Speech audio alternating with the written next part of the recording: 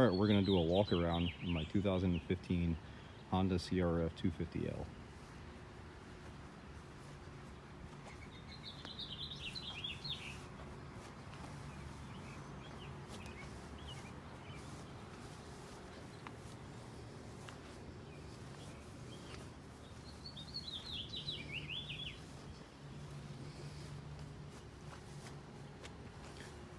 Alright, thanks. Have a great day.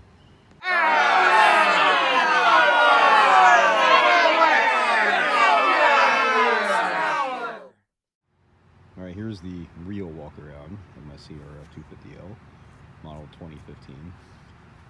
I didn't go all out and change a bunch of different stuff, but I will tell you what I did.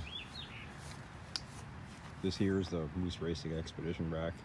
It ended up being quite a bit bigger than I anticipated, but I can put a big bag on here. But also, when I put that bag on here, it allows my daughter a place to rest her back. It also did protect my signals when I had them. I had taken this off for a while when the bike, dropped here and there. My signals ripped off. Actually, I finished ripping them off. But when this was on here before, my signals were just in the inside of it, and it protected them pretty good. Seat Concepts low seat. I will tell you that it is not really any softer than the stock seat if you go to the low route. If you want the regular height seat, it is much softer. But I'm assuming since they use a thinner foam that the foam had to be stiffer. So this was a gift from my wife, because she's awesome. Fully ocean mirror, exhaust. It is quite a bit louder than I anticipated it being, but I'm not buying another exhaust just because of that. I do have a spark arrestor in there for the forest roads that I ride. So what else? Got the master cylinder guard. I got these pegs. These might be DRC pegs. I'm not sure. They were actually given to me by my friend Steve, otherwise known as Lost in PA on YouTube. The Flatland Racing skid plate, which I'm very glad that I have. I've used it quite a bit, and it's held up pretty well. The Park Buster handguards. These are more like the adventure style. You can actually adjust these up and down for wind protection. Some beat up Pro Taper grips, some Chinese knockoff fold away levers. This one fits fine. I'll address the issue with the other side. The LED conversion, these do blink properly. I found this on Amazon, actually, this little headlight guard. I could put a link in the description, but I thought it looked kind of badass. And who knows if I'll take it off at some point in time, but I think it looks pretty cool. My forks do have the full Racetech treatment. It has the ATA spring, and do have the gold valves that were designed by an MX guy in town. The valving was designed rather. It's different than what Racetech recommended. All we do is ride rocks up here, and I am real happy with the forks. Some spoke skins for some bling. I do not recommend ever doing them. It is the most pain in the ass thing you could ever do to yourself, let alone doing two bikes at the same time. So my wife also had it done in pink. My front tire that I've been running the last, I think, two fronts that I've had is the Golden Tire 216 Fatty. I think it's a great dual sport tire for somebody who actually off-roads a lot. The other one lasted, I'm going to say, almost 2 years. So I was real happy with it for being an off-road tire that's just simply DOT approved. Flatland Racing Radiator guard. All the brakes are the same. I've got new pads. A Tusk shifter. My other one got all bent to piss.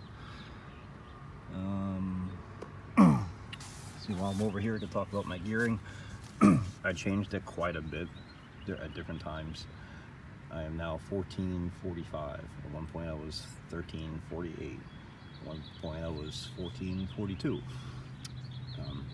I did put a large tire on here one time, maybe about as big as this one. It was a Moto's Mountain Hybrid in a 120, and it really needed a gear reduction to be anywhat useful off-road. But I made it useless anywhere else. So I found that this 45 in the back still allows me to rip around town. It's screaming on the highway, obviously, but I don't really ride it on the highway. But it's great for trail use.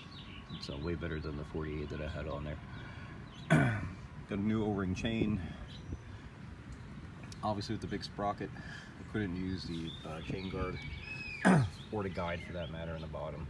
They do make one that fits up to a 45 now, I saw. So I may order that and order the heel guard for here. But I have not had any issues with getting my boot stuck or bashing the sprocket in the back.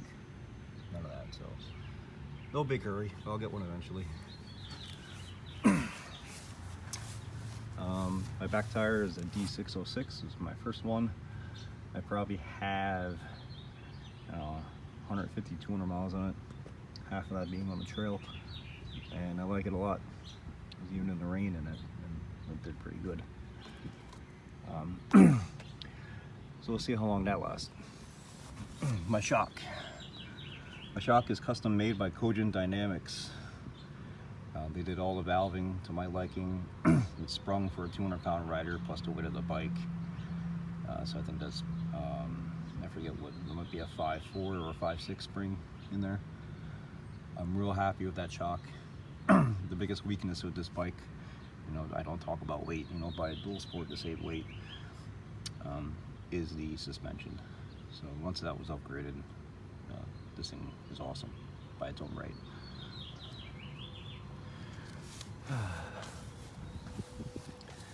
Did the tail tidy. This is the Gen 1. It doesn't have the fancy LED board in there. It is LED, but like the brake light doesn't pulsate or anything. I have the reverse light. The license plate light is out, so I'd have to replace the whole board, and then I might upgrade to that other LED board and put signals back on here. But I mainly just ride it 30 miles up to the trails and ride around there and come home, so I'm not too concerned about it. Once I start riding it to work again, then I'll make sure everything's legit. Other than that, that is my 2015 CRF250L, and I love it. For those of you that like the ease of bike cleaning, I highly recommend Maxima SC High Gloss Coating. It literally is a new bike in a can.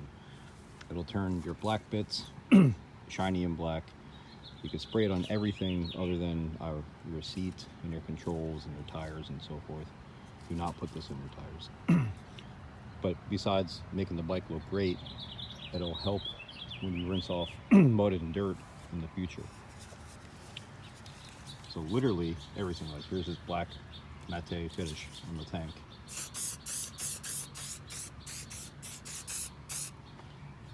Now it looks like glass. And the panels, the black bit here,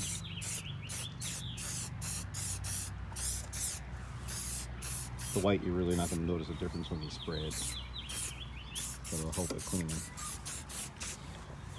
I definitely recommend spraying the inside of your fender because it makes rinsing mud off a whole lot easier.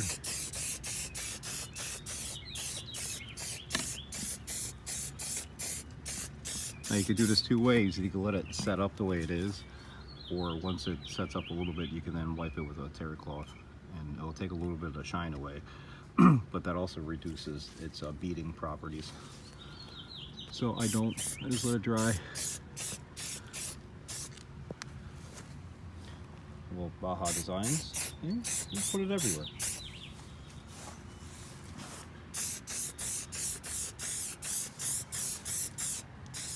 Tank here,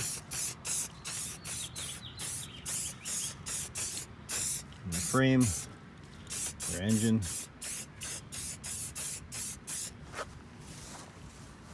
definitely your forks.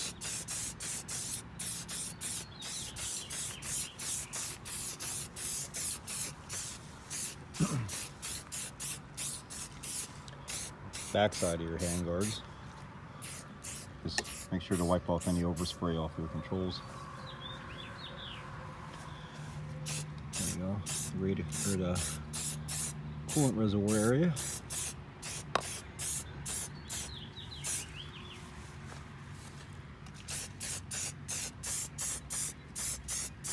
Really make scratches disappear. Not the pegs. I'm gonna wipe that off too.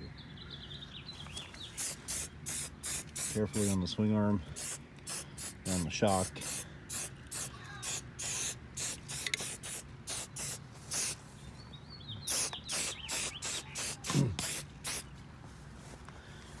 And that's it.